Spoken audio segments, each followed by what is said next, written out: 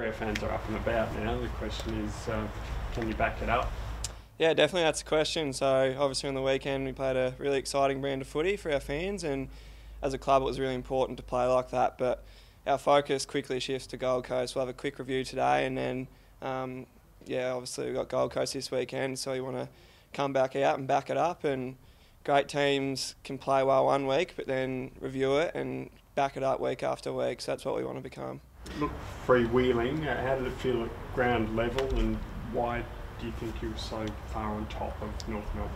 Yeah, it felt really good on ground level, obviously, because everything really clicked. We went in with strong focuses into the game and a clear plan, and we really just executed our plan. So we wanted to focus on pressure, and we brought the pressure, and then once we turned the ball over, we got it and were able to move the ball really well. So it all clicked and we all played very well. So yeah, we just aim to bring that next week against Gold Coast. So is that the baseline? Is it, Darcy, we all see the high scores and the quick ball movement, but it all starts with the pressure and the effort, do you think? Yeah, definitely. I think that's the baseline and what we want to build our game around. So it starts with forward pressure, locking it in, but then when they're moving the ball out, we want to continue that pressure and force the ball to turn over, which I thought we did really well on the weekend. And when you do that, their defence will be disrupted and we'll be able to move the ball forward and create scoring opportunities, which we did very well. Is that a brand you can travel with, or do you have to adjust your brand of footy for home and away matches, do you think?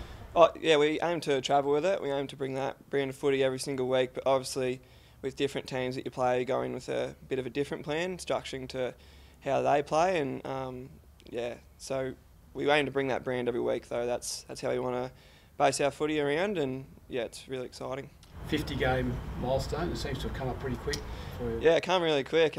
Small milestone on the way, but I'm still very excited to clock up 50 games. 3 years has gone really quick here and going into my fourth, so just aim to keep working on my game and play consistent footy. But yeah, it's really an opportunity to thank those around me along the way, from family and friends growing up to all my coaching staff and everyone here at Fremantle Dockers. So yeah, it's a small milestone, but pretty proud of it. You look like in your 2 JLT games and also in round 1, you look like you've taken a bit of a step this year. What have you noticed different about your own footy?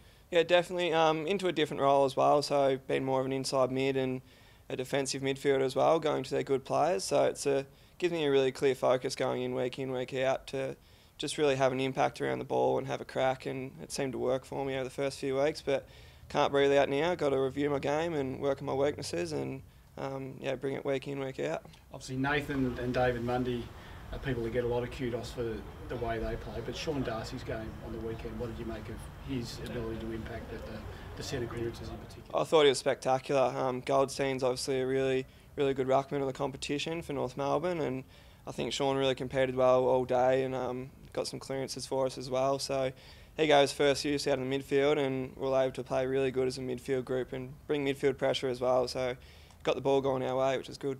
Another big challenge for him, obviously Jared Witts has been in really good form for more than a season now and is one of their leaders.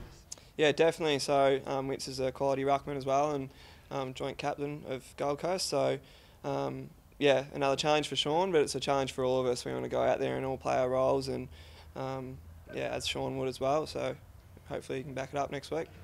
Some of the bigger winners at the weekend were able to get speed on the ball and get really quick ball movement. You certainly did that.